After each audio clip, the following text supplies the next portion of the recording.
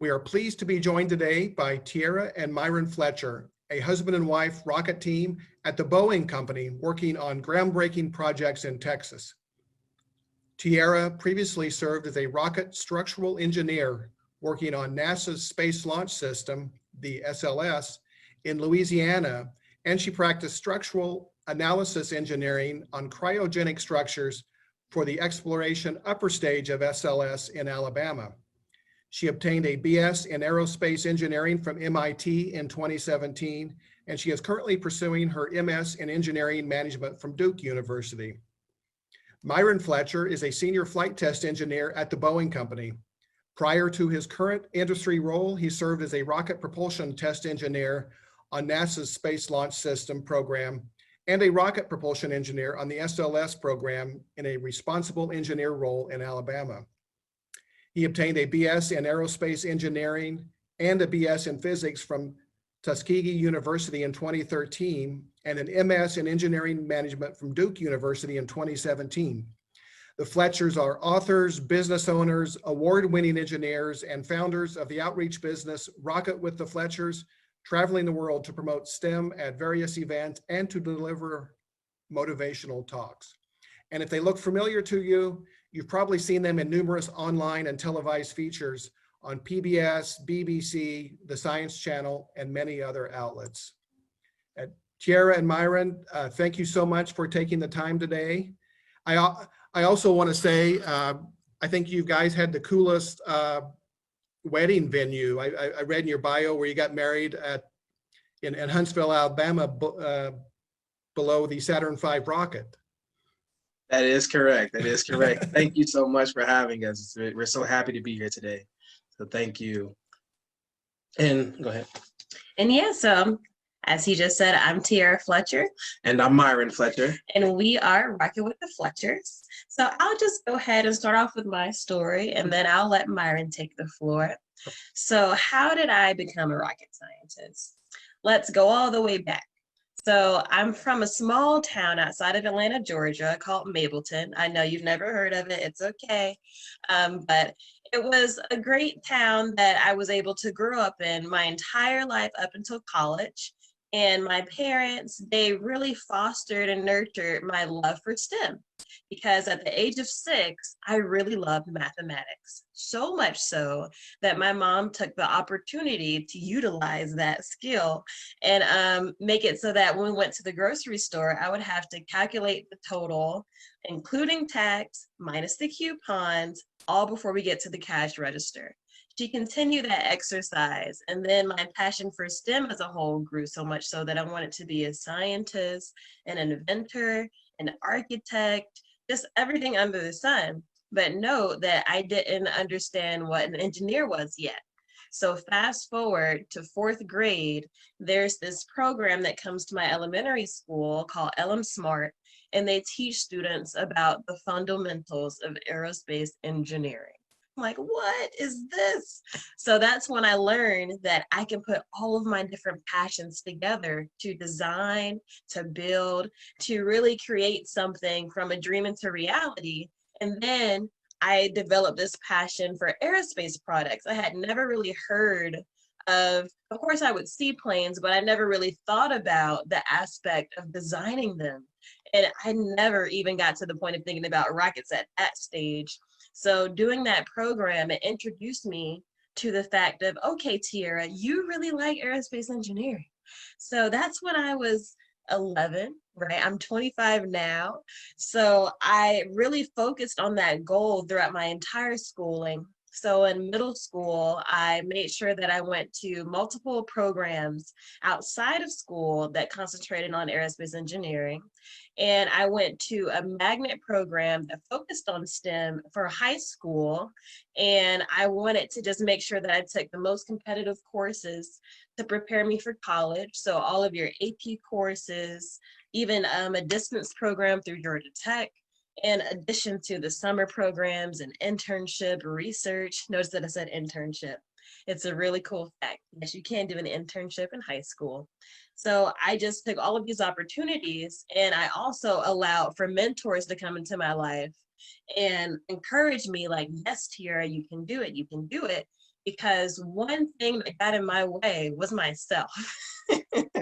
Yeah, I had all A's, I had the test scores, I had all of that on paper, but mentally, I didn't have just that confidence to know, like, Tiera, you can do this. Like, you can become a rocket scientist. And being a young Black female engineer today, I can see how growing up, I kind of brought myself to that space. When I looked around, I didn't see anyone who looked like me. And back then, it was something that didn't come to the forefront, as obviously so, but just in retrospect, I can see how that's a huge impact. And which brings me into my college year. So I attended the Massachusetts Institute of Technology, or MIT, where I obtained my degree in aerospace engineering. And during those years, they were very formative. That's when I began working for Boeing as an intern my sophomore year, as a systems engineer. And then the next year after that, that's when I joined the Space Launch System program, and I became a rocket structural design and analysis engineer. And during my time in college, I had many times where I wanted to quit because it's difficult. It's rocket science, right? It is rocket science. So I had all of these times where I wanted to quit, where I give up, but I had a fantastic support system. I had my family, and then I met Myron halfway through my college years. So he was a fantastic support system as well, just pushing me like, hey, you can do this. I've already been through it. You can do this. You have what it takes. You're smart. You can do it. So having that support system and just working hard and just looking at the goal at hand allowed me to push through to make it to where I am today. So today I'm a structural design engineer. I'm working on the executive fleet program, and I've had such a fantastic career so far in such a short period. I've worked on the world's largest rocket, and now I'm working on some very, very cool projects that I wish I could tell you more about. But it's beautiful. It's fantastic. So I'll let Myra go ahead and take over. And Perfect. yeah. So both rocket scientists, but got there completely different ways. For me, I grew up in Little Rock, Arkansas, right outside of the International Airport of Little Rock, Arkansas. And going into school every day, I had to pass the airport to get to school. And there was this big plane by the name of 747, also called Air Force One, that Bill Clinton used to fly in all the time. And so I would see this big plane fly in and out. I remember asking my mom one day, how can something that big fly? And I think that takes me back to my first original desire to really want to do something with engineering. I didn't know it was engineering at the time, but that's kind of where I was inspired, seeing these big planes fly and wondering how could they fly. And so for the longest, I wanted to be a pilot. I just wanted to fly the planes. I saw them coming in and out every day. We stay about 5 minutes from the airport. You can hear, you can see 24/7. It's planes in and out, in and out. And so I was like, I just want to fly planes. And so my upbringing and career, or educational wise, was kind of awkward. So growing up where I grew up, school wasn't a priority for me per se. In elementary and middle school. So I kind of played around and was kind of not doing what I should have been doing. And in Arkansas, you have to take these standardized tests. And these standardized tests, based on what you get in those tests, it shows you if you have to take remedial classes, or if you're able to take AP classes, or if you need to take regular classes. My scores in elementary school were below average. And so what that meant for when I went into middle school was that I had to take remedial math and English classes. And so the average student would take like 2 hours here and there. I was taking 4 hours of math, 4 hours of English a day. And so at first I was kind of devastated, like, man, like I can't pass these standardized tests. But then I had to remind myself and encourage myself, even at a young age, like, maybe this is for my good. Maybe this is for my good. And so long story short, I end up becoming a math guru because I was taking so much math and it became so easy. And I just changed my focus to actually pay attention in class and to actually put forth the effort to do what I needed to do to get out of school. And so in ninth grade, that's when everything kind of flipped off. I had the opportunity my brother actually went to school to be an engineer. And I didn't even know what an engineer was in the ninth grade. I had no clue what it was. I was completely dumbfounded. So he calls me one day and he says, Myron, I know you want to be a pilot, but how about you fly, you build and you design planes. And I immediately said, whatever that is, that's what I want to be. And so he said, it's called aerospace engineering. You should do your research and really try to, that's what you should pursue. And I said, that's what I'm going to do. And so I began to take AP classes. I was taking AP Algebra 1, AP Algebra 2, AP Pre-Calculus, Calculus 1, Calculus 2, Physics, Chemistry. All of my classes became AP. Long story short, I graduated. I started in elementary school below average standardized test scores. And when I graduated high school from the Little Rock Central High School, which, by the way, I have to put that plug in, the first integrated school in the United States, I was able to graduate there 50 years after it was integrated. So to me, that's a big stepping stool for me. But yeah, so I graduated Little Rock Central High School with a 4.3 GPA. And so that opened up the door for me. All types of opportunities happened. As a matter of fact, he talked about having internships in high school. So I actually did a program that President Barack Obama instituted through NASA Langley. And so at the age of 16 years old, I was a NASA aerodynamics engineer in Langley, Virginia at the NASA Langley Center. So that was the kickoff to my career. While I was at Tuskegee, I double majored in aerospace engineering and physics. I wanted to quit 1,001 times. She said one time. I wanted to quit all the time. It's hard. The people say, oh, it's not rocket science. Well, it is. Like what we were doing was rocket science. It's very hard. It's very difficult. But like I said, if you study and you put your right mind forward, you can make it through. And like I said, we'll open up the floor for questions so you guys can ask anything about that. But yeah, so I interned while I was in school. So my freshman, sophomore, junior, and senior year, I actually worked for NASA 40 hours a week. I worked for NASA, and I did my double major, and I had extracurricular jobs. I was a tutor as well for Algebra 1, all of your math and sciences. I tutored at Tuskegee University as well. And I did research projects as well. So I double majored. I studied the erbium properties of glass, doped in glass. And so I studied these things now we call fiber optics. Some of you guys may know it as DSL or AT&T fiber. I studied that 10 years ago before it was even implemented. And that was a part of my physics background. And then on the aerospace side, like I said, I worked for NASA full time. And then I also I was busy. I didn't have a life in college. Everybody used to laugh at me and say, man, you need to like live a little and do X, Y, and Z. But my passion was aerospace. So I was like, if it's aerospace, that's what I'm going to do. So I got to study carbon epoxy, what you guys may see today on cars having carbon fiber or fiberglass. I got to study the early principles and the early dynamics of that, the stress, the torsion. I got to study all of that good stuff 10 years ago. And so right now, if you fly on any of Boeing planes, you'll see these honeycomb structures between the actual skins of the planes. Well, we designed that with NASA 10, 15 years ago, and I was a part of that team who actually who got to do that. So that's just another little happy moment for me. Yeah, so I didn't have a life during college. I was busy. And then when I graduated college, my first real job, because I say real, it was full time, just only my job. I went into work for Boeing in 2013 as a rocket propulsion engineer. And the first day I came in, the manager said, all right, Myron, we're going to send you out to California, and you're going to be the lead for the cryogenic components, and you're going to give a pitch to NASA in a month, and then we're going to start building parts for SLS. And I was like, that's what I'm talking about.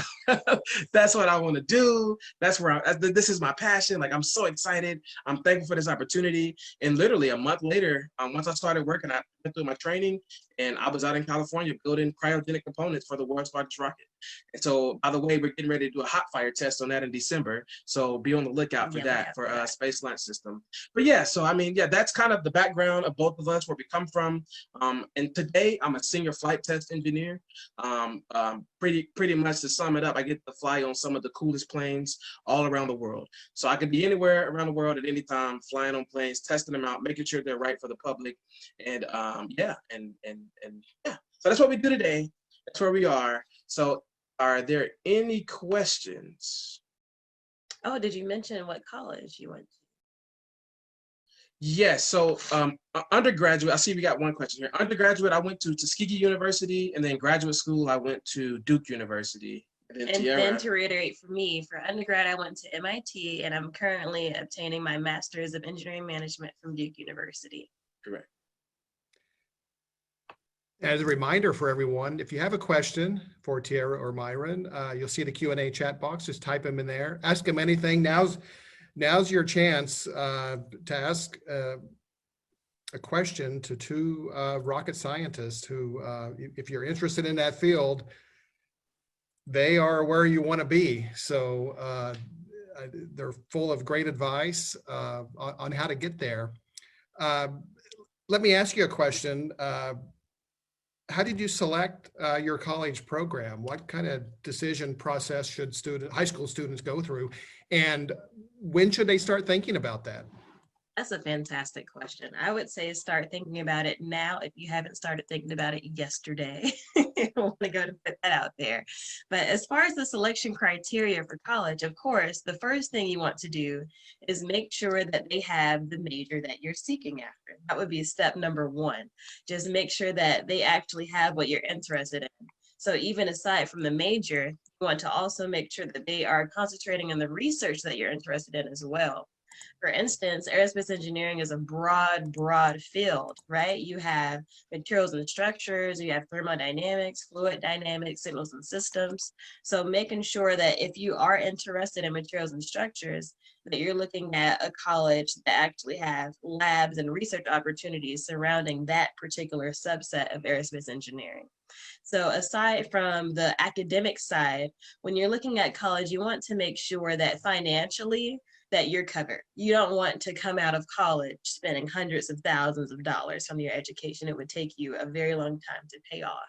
So you want to make sure that you have a great financial standing going into college. So scholarships you want to be applying for now, or at least searching. And also you want to contact the financial aid office and ask about any sort of outside scholarships that they're familiar with, or even inside scholarships that they could grant you.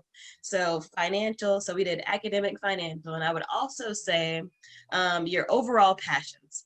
I always say that as you're going into your adulthood, you really want to search and find all of your different passions. So for me in college, yes, I majored in aerospace engineering, but I also did choreography for an African dance team. And I was also a co-chair of many other student organizations, social chair, all that I was really passionate about. So I was able to pursue my other passions in addition to studying aerospace engineering. And also in addition to that, you want to make sure that the college has programs set up for students to delve deeper into your field, to explore your passions, and to also do externships, internships. You want to make sure that that college has connections as well. So you can actually have no problem seeking out an internship program. So looking at those different aspects, I would say to weigh out your options with at least those criteria. Those are just a few foundational ones, and I'm sure that Myron probably has some additional input for that. So the question was, what decisions did you do? What made you choose MIT? Oh, okay.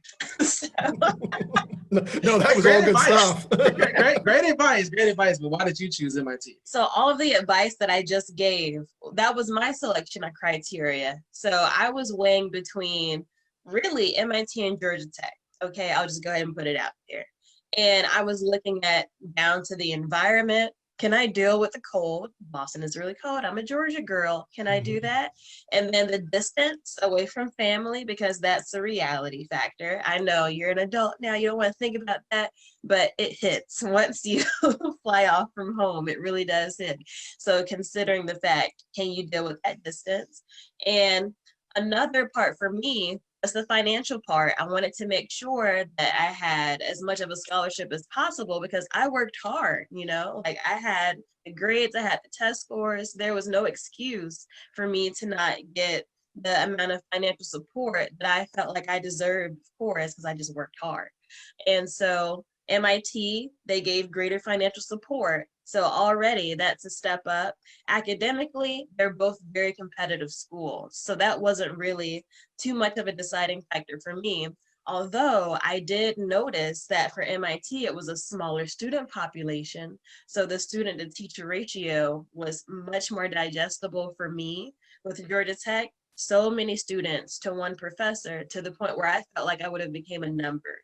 So looking at student to teacher ratio, financial support, environment, and also just the overall campus feel as far as the different student organizations. So I went to the campus preview programs to figure that part out, just making sure that it was a place that I could grow in and feel comfortable was very important to me. So that's how I decided on MIT ultimately. Perfect, perfect. And just to echo that, so the reason I chose Tuskegee, very similar. One thing that we try to encourage students around the world is don't go into debt to get an education.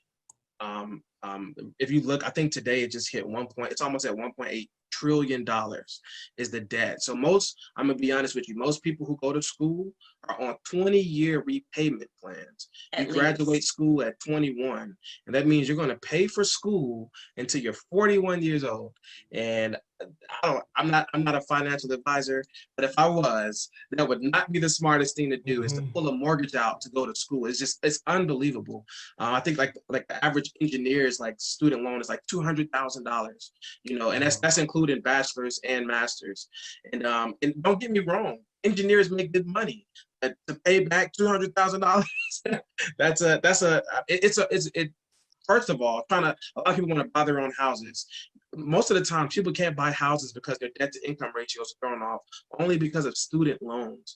And so just be very cautious of that. So our biggest advice is get a scholarship, work with the financial aid offices, and make sure you have enough money to cover where you're trying to pursue your degree. For me, the reason I chose Tuskegee was because Arkansas, no school in Arkansas has aerospace engineering. And so I had to look outside of Arkansas. So I looked at all over the country, and I couldn't do the North because I can't do the cold. Anything below 50 is like I'm freezing. I'm in a bubble jacket, and it's just not going to happen. I couldn't do the Midwest because it was too cold too, and California was too far. And so Tuskegee to me was the epitome of everything that I wanted. The history there, the legacy, the Tuskegee Airmen, the air squadron. If you guys don't know this, the air squadron, pilots that never had a failure in any of their flights. They're the only squadron in history recorded to have every successful flight and never have a problem. And they were 100% African American as well.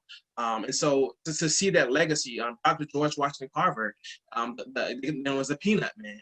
He created over 500 inventions with a peanut. And so to know that I'm walking on a campus where this legacy lives, to me, that was more to me than anything else. I mean, outside of my student to teacher ratio was 7-1. And so to this day, I know my professors, we would go to their houses to eat, we would go to their houses to study. I mean, it was a personable relationship. Tuskegee is the #1 producer of African-American aerospace engineers in the world. And a lot of people are like, well, how many do they produce a year? Well, on average, Tuskegee produces 5 African-American aerospace engineers a year. And so as we talk about that, me and Tiera, I've been working in the industry over 10 years. And on every program I've ever been on, I've been the only African-American on my teams. And so there is a shortage of us in the industry. Like I said, we do 5 a year and we're the #1 producers. And so that just shows you, how many African-Americans are actually majoring in aerospace engineering. But yeah, so student teacher ratio, financial, and then the biggest thing is what can the school do for you? Not because you have the smarts, you have the brilliance, but what can the school do for you? So for me, Tuskegee was able to give me those internships. They were able to give me those externships. They were able to give me all these things that I needed to be where I am today. And so that's the biggest reasons why we chose our institutions. So I see we got quite a few questions popping in. So we do, and before we get to those, I do want to follow up on something. Tiera, you mentioned the extracurricular activities you were involved with, and Myron, I remember you mentioned when you first went to work for Boeing that you had to give a pitch to NASA, and how important are those soft skills, the speaking and writing, and what advice would you have for students to develop those in addition to the math and science? Well, okay. I got it out there. I just love to talk about this stuff. Okay, I would just start with this one short story. So when I interviewed for my internship with Boeing, well, even before I got to the interviewing table, when I was at the career fair, just talking to one of the employees, we didn't talk about academics. We didn't talk about what courses I've taken or experiences that I had. We just had a conversation. We just had a conversation. So from that conversation, he then said, okay, let's schedule an interview for you. So having soft skills are completely important. When you're interviewing for these different positions, they're not just looking for a brainiac. They're looking for somebody that they can work with, right? Just how you would want to have a great collaborative environment in your teams, even for school, they want to have that same environment for the person that they're going to be sitting next to working on these world-changing projects with. So having soft skills are important for collaboration. They're important for leadership if that's what you're interested in. And they're also just important for your self-development as well. As you go into the industry, you start off with one passion, but that passion, it develops, it grows, it evolves. So by having the communication skills to communicate with your manager, with your teammates, to grow into your career even more so, it's very necessary. So soft skills are extremely important. Yeah. So Easy for you to say. I know. But you hit on a very good point, extracurricular activities. So a lot of people think, oh, you're engineers, all you're going to do is engineering work. No, although I was very busy in college, I had a lot of extracurricular activities that I was involved in. I led a Bible study group. That was my primary passion in college. And I was speaking every week, and every Wednesday we had big Bible studies with hundreds of students who would come to have Bible studies. And so that actually helped build up my speaking skills, which is essential for what I do today. Today I have to communicate with customers all across the world. So I have to be able to learn how to talk and articulate myself in different manners. So not just having the brains, you got to be able to talk, and you have to be able to write. As a lot of people talk about, well, I don't like my writing class. It's like, no, you better like your writing class. Mm-hmm. Trust me, you need to know what a noun and a pronoun is. You need to know what a verb and an adjective. You need to know all these things. The teachers aren't just throwing this down at you, and you're like, I'll never use this. You're going to use it, and if you don't, trust me, it will come out eventually, and somebody will call you on it. If you're sending emails and you're trying to say at, and you're using a symbol at instead of putting AT. So little things like that. I mean, little soft skills like that play a big role. You're dealing in the professional arena. And so so that's, I think you hit it on the nail. Yeah, and I also want to put out there that you don't want to do a disservice to yourself by not following your other passions. Your other passions are not unimportant aside from your career focus, okay? So like for us, for example, we're both engineers, but we're also business owners. We've co-founded Rocket with the Fletchers, doing real estate. We have a real estate business as well. I'm co-authoring a book called Wonder Woman of Science. And of course, we do motivational speaking all around the world because that's a huge passion for us. Correct. We love this stuff. Correct. So pursue your other passions. Don't take them for granted. Yes. And long story short, your soft skills are essential. Yes. Great advice. For any profession, really. All right, we'll get to some of the questions. What rocket ships have you worked on? I think you've both worked on the NASA's Space Launch System. Correct. What exactly is that for those who may not know about it? So perfect. Yes, absolutely. So NASA's Space Launch System is a rocket that's going to send humans to Mars. In 2009, Obama came in office or 2008, came in office and said, hey, look, we're going to take the International Space Station program and we're going to make this for privatized commercialization. And what that means is companies like SpaceX, Blue Origin, Boeing, all these other companies, we're going to allow them to focus on the LEO, and we're going to focus on going out into deeper space. And so we canceled the space shuttle program, which used to be our only way to get back and forth to the International Space Station from America. And if you guys just watched 2-3 days ago, SpaceX just sent the first humans to the International Space Station because of Obama's directive back in 2009. And so what he did was he said, you know what, we're going to let them focus on that, and we're going to focus on deep space. So Space Launch System is the vehicle that the government has been focusing on to send humans off to Mars. And so in 2021, 2022, we're actually going to do a test flight where we're going to send a capsule around the moon and back to Earth. And then hopefully by 2024, 2025, we'll actually send humans to the moon. And you say, well, Myron, we've already sent humans to the moon. Why are we doing it again? Well, that was over 40, 50 years ago when the last man went to the moon. And there's a lot of things that we have to learn. We haven't been past the Van Halen belts since the 1968, which is where the radiation is at its most potent. So we have to go relearn these things, and we have to go test. And so what we're doing is we're going to use the moon as a testing ground for building in space, for doing all of these things that are going to be essential for going to Mars.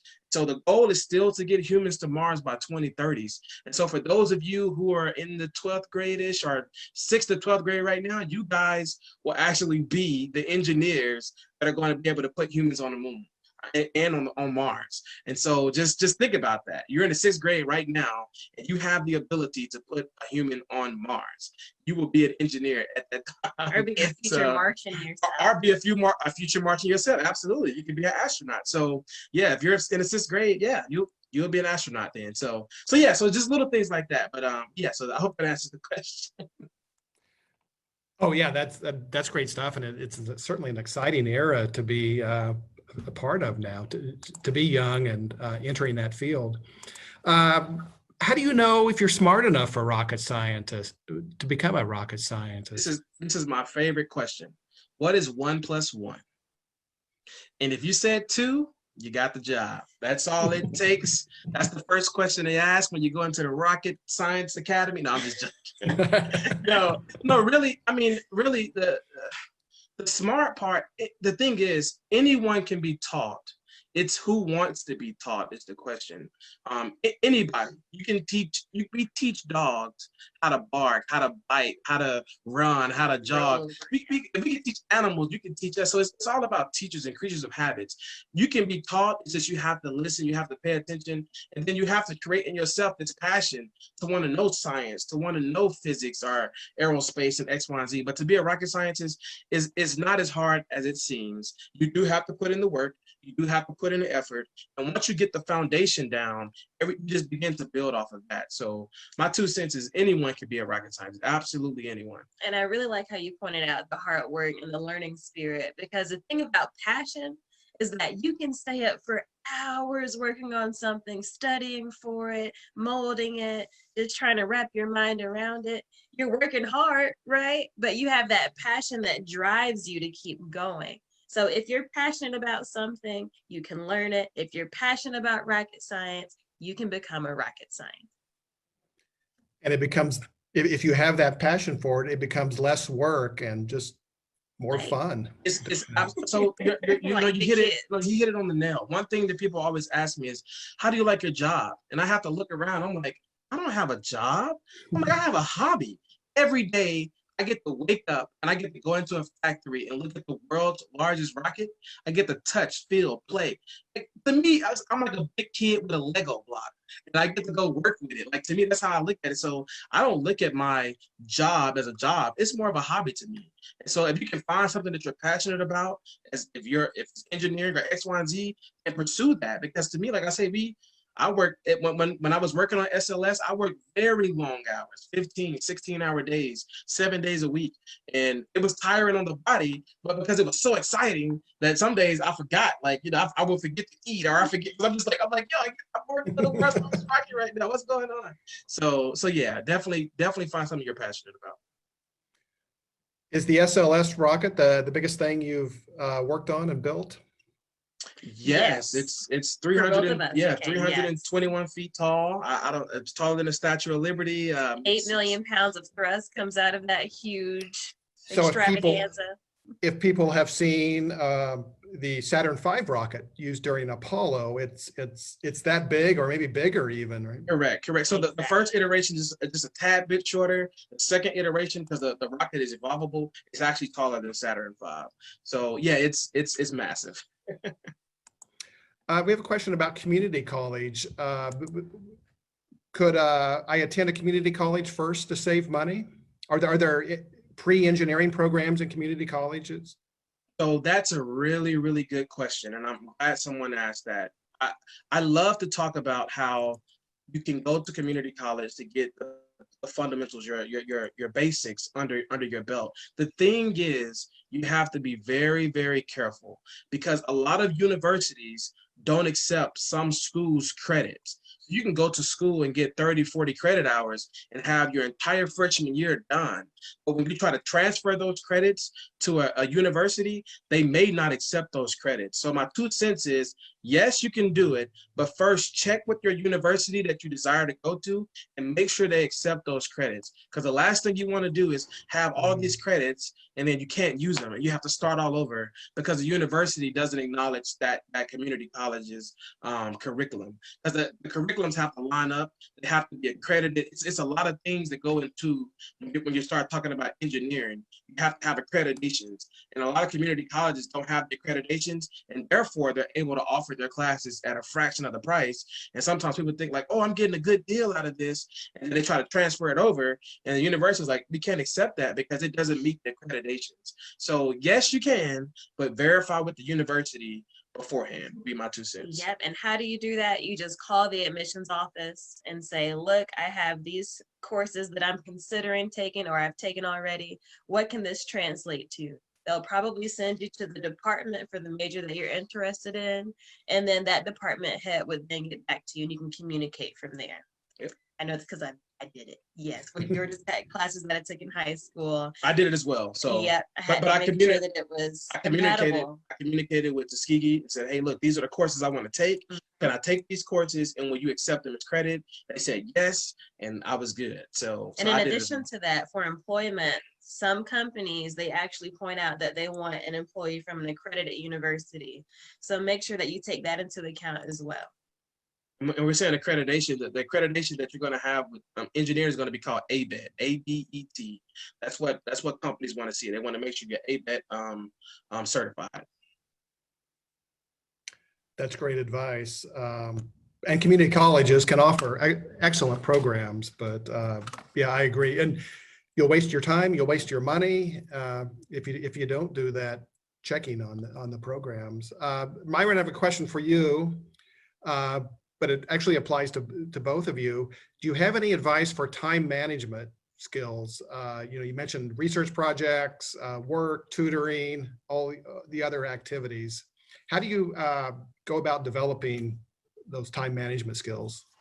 So that's another one of my favorite questions, and I'll stab it first. So the thing is, I always remember growing up, and I would see like, well, now let's talk about people today. There's a Jeff Bezos, there's a Mark Zuckerberg, there's an Oprah Winfrey. These people are millionaires, and Bill Gates, Elon Musk. People are millionaires, but they have the same 24 hours that we have. And so I have to ask myself, are they too busy to make things happen? Or do they find a way to make things happen? One thing that I found out early in my career, and when I say my career was back when I was a freshman at Tuskegee, was that you make time for the things you love. And what I mean is, when it comes to doing certain things, you have to prioritize. You have to make time. Like Tiera said, we just had a newborn, by the way. He's 2 months old. We have a 2-year-old. Let's see what else. We have 3, 4, 5, 6 businesses that we run and operate on a daily basis. We have 2 full-time jobs, and we just shot a TV show on Discovery Channel a few weeks ago. And so it's coming out December 3rd, by the way. Put that out there. Rocket Around the Christmas Tree. It's called Rocket Around the Christmas Tree. It's a rocket competition show where we'll be building rockets and competing with people from across the United States. So definitely tune in. And which, I'm sorry, what's the channel again for that? What? It's going to be the Discovery Channel and the Science Channel. All right. Yep. And so with that, so what I'm trying to say is you have 24 hours, the same 24 hours that we have, the same 24 hours that Mark Zuckerberg has. We have the same time. The thing is, you have to learn how to prioritize your time. And one thing I always hear people complain about in high school is, man, it's just so much work and I don't have enough time. And I have to remind people, like, if you think high school is a lot of work, you just wait till you get to college, because it amp it up 10. If you're in the toughest IB program or AP program in high school, when you get to college, it's 10 times tougher. I'm just going to be honest. The thing is, you have to learn how to manage what works for you. A lot of kids that I know in college slept 2 to 4 hours a day. That was the average. You sleep through, and people are like, doctors are like, yo, 2 to 4 hours, you can't operate on that for 4 or 5 years. And if you start to look at this, how long did you sleep in college? Average. Yeah, see, she did 8. She did 8. And I'm gonna be honest, most of the times I did about 6 or 7. That was if I can get a 6 hour at night, because I double majored and I worked. I did so many different things. Sleep, I had to prioritize. Is sleep more important than getting these things done? Because my whole ideology was if I work hard now, I can play hard later. And so I figured, look, if I can get 6 hours of sleep and do all these different programs and activities, and in 4 to 5 years, I can do whatever I want to do. And so I can work a 40-hour week and just chill for the rest of the time if I wanted to, or I can work an 80-hour week and not chill if I want to. So I got to pick and choose my poison. But really, it's about understanding what you love, where your passion lies, and then really breaking down the priorities. Is sleep important? When I got a family, I had a wife, I had to say, okay, look, I got to make time for the wife now. It's just no longer me. When I had the first son, okay, it's the wife and the son. So I need to cut my hours back at work so that I can spend more time with my family. And so different things like that. You just have, and you will learn. It's not like a book out there that you can read that says, hey, this is how your life is going to be and this is how you're going to prioritize it. It's all up to you. And you have to find out what's comfortable for you. I had some friends who slept 2 hours a day and they were perfectly fine. They were perfectly operational like that. Can't operate on 2 hours of sleep, never. So And you brought up a really good point about prioritization. So I say that I slept for 8 hours, but I didn't start off that way. Okay, freshman year, that's your adjustment period, right? So I got to a point where I had to literally make a list of everything that I was involved in. And it was about 20 items on that list. Let me be honest. She literally had a sheet of paper for every single day, and she had it pin marked by the minute. Of it's gonna take me this long to get to this class. I have to do this when I get to this class. And she tried to throw it on me, but I couldn't do it. But she literally had a sheet of paper. But even before I got to that point, I had to make a list of all of my different activities that I was involved in. It was about 20 items. I had to first butcher, right? I had to cut out the ones that just weren't important enough. And then I had to put them in order for prioritization. And then from there, we're talking about time management, where Myron was just talking about. I actually took time out every Sunday for about an hour to plan out my weekly schedule.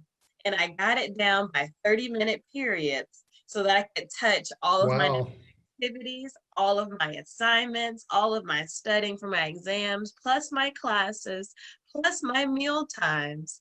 And that was just the way that I had to operate. I realized that I really liked that structure. Even if I didn't exactly stick to it to the T, just having that logical structure was very helpful for me.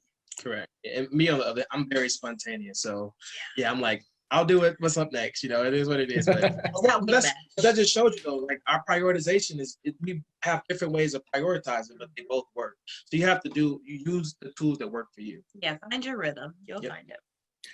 Well, let me follow up a little bit on that. Maybe probe that a little bit. You talked about the adjustment going to college, getting settled in college life. What was the adjustment like going from college to the workforce? Were there any surprises or things that you weren't expecting with that transition? Yeah. I would say that one thing that helped that transition was having the internships. I imagine that the transition would have been a lot more difficult without having that prior experience to see what a full-time job would look like.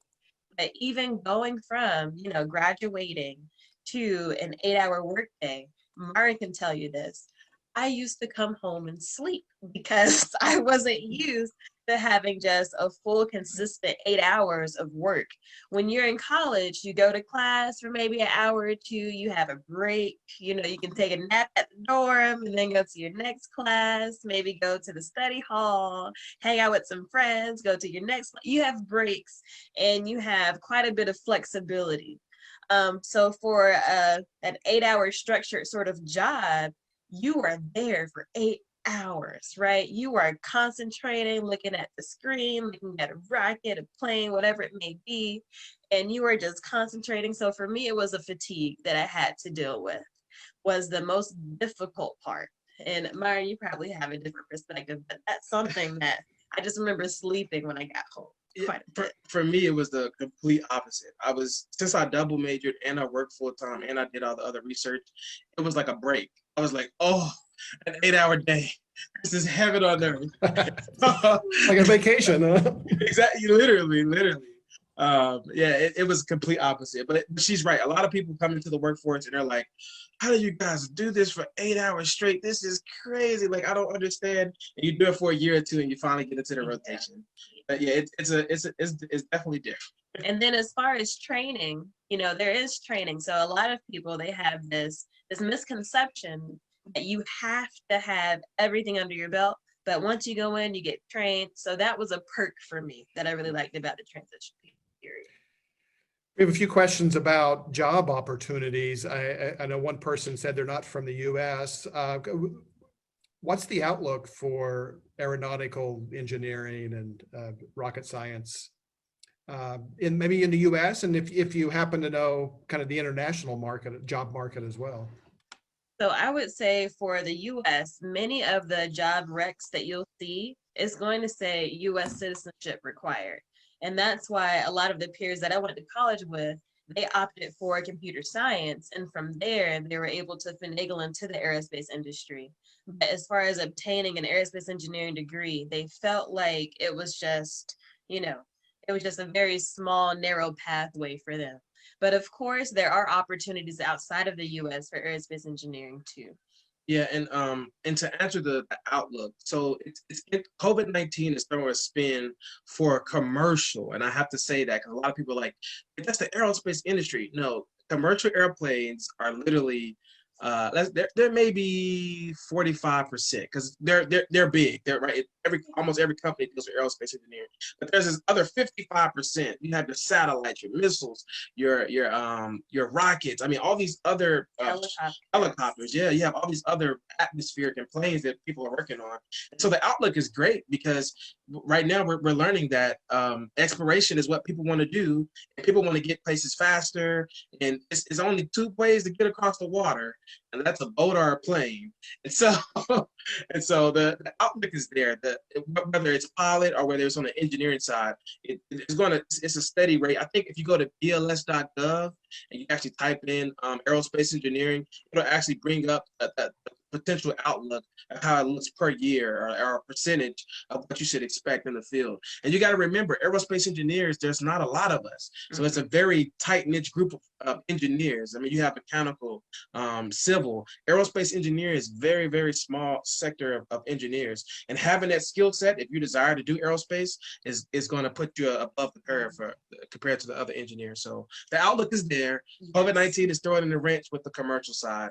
But like I say, SpaceX just launched humans to the space station. We're still doing rocket testing. We're sending satellites, thousands of satellites in space a day. I mean, it's all types of stuff going on. So, and another subset of the market that's currently booming because of COVID are drones. So drone delivery is just growing rapidly. And who makes drones? Who designs the aerodynamics? Aerospace engineers. So, yep. And then so we talk about, so everybody's talking about fuel efficiency, right? Who designs those cars to make them fuel efficient? Aerodynamic engineers. And who are they? Aerospace engineers. We can go on all day about aerospace engineers, but yeah. That I actually didn't know that the aerospace engineers are in the auto industry as well. Yeah, Lamborghinis. It makes sense. Yeah. Yep. Right now, the biggest thing is coefficient of drag. And if you're an aerospace engineer, you're probably going to have aerodynamics background with a little CFD, which is computation fluid dynamics, and you'll be able to design anything for any company. So yeah. We have a question about internships. I know you guys have mentioned that you both participated in, I think, multiple internships. How is there a resource where people can find those, and how do you go about getting them? So I can start with this just real quick. So in college, the quickest way to get an internship is Google. Google.com. Type in what you're interested in, put internship on the back of it, and they're going to flood. So that's just to put that out there. That's the quickest way to get an internship. You can actually find internships, not to get. You can go to the company career website and just filter out intern, and they'll just populate from there from different locations. And in addition to that, so for high school internship programs, it was my counselor. talking to the counselor, she was able to direct me into figuring out, okay, so this is how you search for internships. These are the ones that we have available in connection to the school. For college, it was the career fair. So even as a freshman, going to the career fair was very important. Just talking to those companies, getting their contact information if they're not exactly looking for freshmen right now. And yeah, that's another way. And then also your advisor in college would have more information as far as any research opportunities at companies or even externships as well. Correct. And being both on the internship side and the hiring side, one thing the companies look for, your GPA is important, but I've seen people with 4.0s who had no internship experience not get jobs because they didn't have the experience. So internships are critical. Like I say, you can go to the career websites. My counselor as well in high school was the one that told me about the Obama program. That's how I was able to get involved. So reach out to your peers, stretch your hands out and say, hey, wave your hand. I'm interested in aerospace. And she knew I was interested. Say, hey, Myron, there's a program. They're selecting one student out of Arkansas to go be a part of this program. And just because I waved my hand, she reached out to me, I applied, and I got accepted. And so you have to apply, you have to write essays. Now they're doing meetings where you have to actually come in and interview person to person and sit in front of a group, a panel, so they can talk to you, because they want to say, make sure you're sociable and that you can talk and you can communicate with their engineers. So yeah. And another great factor with COVID happening right now, there's a lot more access for some internships that you could not have necessarily traveled to or afforded to live at that different state. So take advantage of that. They're doing a as lot of well. virtual internships right now. So. Right now. And those would be great for high school students. Absolutely. Who aren't really able to travel. And although no one's able to travel now, but if you Google virtual internships, aerospace engineering, I guarantee you'll find resources. So that's my 2 cents. And I think, and you both mentioned this, that it's important to seek advice. Don't be afraid to go see your counselor or go to a career fair. It's take that initiative, and these things are out there for you, and people are out there wanting to help you. Correct. Exactly. That's where those soft skills come into play, guys. That communication is very important. Yep. Tiera, I think you mentioned this. We have a question about becoming a software engineer. Would you recommend someone majoring in software engineering as a way to get into the space program? So that is an excellent question. I always tell people that whatever desire you have, there's like a 99% chance you can utilize it in the aerospace engineering industry. So talking about software engineering, let's get into the fact of what actually, tells those engines to go off or tells those thrusters to go in that particular direction. Software. Okay, software is a very vital component of any aerospace product, period. So talking about your rockets, your planes, your drones, whatever it may be, your helicopters, software engineering is a very, very hot market for aerospace engineering because it's necessary. Yep. Absolutely, yeah. So the other people always ask, like, do I have to do aerospace engineering to be in engineering? And the short answer is no. Every software program, matter of fact, we're using Zoom right now. I was a software engineer, and we're talking about aerospace. And so I was a computer scientist, so the other field, every field interacts, but computer science and software engineering are 2 programs that we highly recommend for the next generation of students. They're so versatile. Because you got to understand, they're replacing humans. The people who are replacing humans are the software developers, the software engineers. They're coming out with these programs and these robots that are able to do things that humans could never do.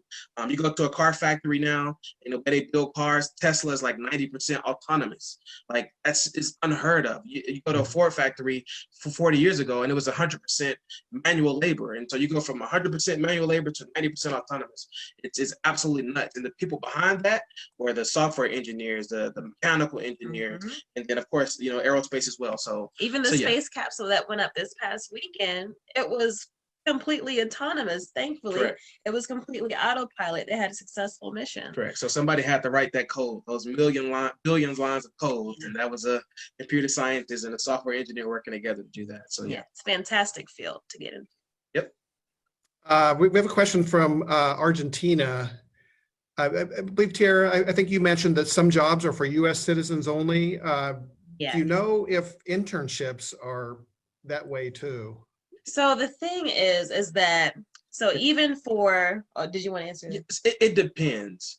It depends on the program, right? If you're working on a NASA program, 100% of the time you have to be a U.S. citizen to work on a NASA program, and it's just because of the regulations and rules and regulatory. SpaceX runs into the same issue with they're trying to send humans to space, but when you send humans from space from the United States, it's a lot of regulatory issues to get in there. But there have been programs that I've worked on with students. Matter of fact, one of my internships I did with a small company on UAVs, the guy was from Germany, and so there are opportunities available. You have to look for them. And don't get me wrong, Europe has a really big presence in the aerospace industry right now. We got to sit down and talk to the European Space Agency, the president, about a year ago. He was giving us like the knowledge of what was going on over there, and they have a really. And I'm not sure about their citizenship requirements for many of their positions, so that could be an opportunity. But in addition to that, the companies that are US based, they have other locations in different countries. Correct. So there are many opportunities So to still get in, even if you did want to go to another location, because obviously the citizens in that location, they are a part of the company. So Yep. I'm talking India, Australia, Japan, Argentina, China, Argentina. yeah.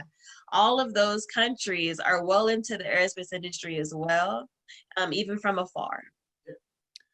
All right, we are coming up on the top of the hour, so let's do a couple more questions. We'll combine these here in the Q&A chat box. We've got a question: what's your favorite project, and what's been your most challenging? Do you have one or the other projects that you've worked on that's been your favorite or challenging, or was the most challenging your favorite, perhaps? I would say that with the Space Launch System being the very first program that I worked on as a full-time engineer, of course, I would say that that has been the most challenging so far and the most rewarding, because there's nothing like it, right? Like, it's this grand rocket that's going to get us to a destination that we haven't stepped foot on before. So that's exciting in itself, and it was challenging to work on at the same time. So SLS for me. So my favorite would be you can look it up. You can Google. It's called Light Sail 2. It's a propulsion system that uses light for propulsion. It's a spacecraft that uses light for propulsion. And so out of I was interning at NASA maybe my sophomore year, and they introduced me to, they said, "Hey, Myron, you want to work on light sails?" And I was like, what? I was like, I don't want to work on anything dealing with no, what is that? I was like, well, it uses light for propulsion, and we're going to send it deep into space, and you could be the orbital mechanics engineer designing the trajectory. And I was like, sign me up, I'll do it. And so you can look up Light Sail 2. I actually got to work on the orbital mechanics trajectory for that project. So that's one of my sweet spots. Difficult would definitely be SLS. I mean, we've never sent humans to Mars. It's the world's largest rocket. We've never built a rocket this large, able to withstand this much power and this much thrust. And so it's definitely one of the most difficult projects I've ever worked on. So. All right, the final question comes from Facebook, and it actually ties into the question we just received here on Zoom. Tyler on Facebook mentions Virgin Galactic, suborbital space tourism, SpaceX, Blue Origin, and he wants to know, what exciting developments will aerospace engineers work on next? And this ties into the question here on Zoom: how long do you think it will be until we go to Mars? I assume that means put humans on Mars. Correct. So 2 cents on that. The most exciting thing that you're going to see in these next few years is going to be solar electric propulsion. I'm a propulsion guru, so that's kind of I love propulsion, but we're going to use light to propel some very heavy spacecraft into deep space. And it's going to create, it's going to be amazing. That's all I'm going to say. Solar electric propulsion. When should we see humans on Mars? If you ask me, I say between 2030, 2040, we're going to have humans on Mars. So that's my 2 cents. And I'll let And you. as Myron was talking about earlier, he was talking about how we're going to the moon first. So just expanding on that, our goal is to recreate everything that we will need to be necessary to go to Mars. So we're talking about research labs, we're talking about gardening in space, we're talking about medical systems to make sure that humans can actually stay in space for that long, because a round trip to Mars is at least 2 years when your orbits align well enough. So we're looking at long, deep space missions. So right now we're talking about commercial space flight. We're talking about easy trips to ISS, round trips. And then we're going from there. We're talking about creating our habitat on the moon to then get to Mars. So right now we're really trying to push into exploring to what we haven't explored before. And just 2 cents on top of that. One thing that's going to happen is we're going to explore and we're going to develop some cool technology. The first is pacemakers. That was developed in space on the International Space Station. This little thing called a cell phone that was based on GPS signals being sent back and forth, and that's being able to use cell phones. So all those things were created due to the space program. And so over the next 20, 30, 40 years, how much more are we going to develop for our nation, for the country, as far as technology, advances in technology, prolonging life, healing, X, Y, and Z, blase, blase, blase. It's going to be developed because of our deep space exploration. And so that's the most exciting thing. And I think that's what you guys should be looking forward to. So yeah. I'm excited about that. I would love to see us get beyond low Earth orbit again and just do some exploration. And it'll mean long hours for you guys, but I think we'll all enjoy watching it and benefiting from it, as you just said. So Absolutely. Tiera, Myron, thank you so much for taking the time out of your busy schedule to join us today. It's been a wonderful conversation. I think we could have gone on for 2 or 3 more hours, but I know you've got some important work to do. And thank you so much for having us. Yeah, it's been a pleasure. If you guys want to reach out to us, please find us on social media at Rocket with the Fletchers, or Facebook, at Myron and Tiera. Yeah, Facebook, Twitter, Instagram. We love, this is what we love to do, to talk and encourage and inspire. So we hope you guys were inspired, you guys were encouraged. We tell you, if you can dream it, you can achieve it and make it happen. And that's our 2 cents for you. Keep striving for excellence and keep going forward. And one more time, when's the television program? It's premiering on December 3rd at 10 p.m. Eastern Pacific time. On Discovery Channel and Science Channel. All Rocket right. around the Christmas tree. I've got that on my calendar. So yeah, Perfect, thanks for that. perfect. Thanks for the heads up about that. And thank you everyone for attending today's program. Visit lindahall.org to check out some of our other upcoming programs. And I can give you a heads up, if you're a space fan, we're in the process of planning some space related programs in 2021. So again, lindahall.org. And thank you very much. Thank you again, Tiera and Myron. And just have a wonderful rest of your day and the rest of your weekend, and happy holidays. Happy holidays to you all as well. Have a good one. Thank you.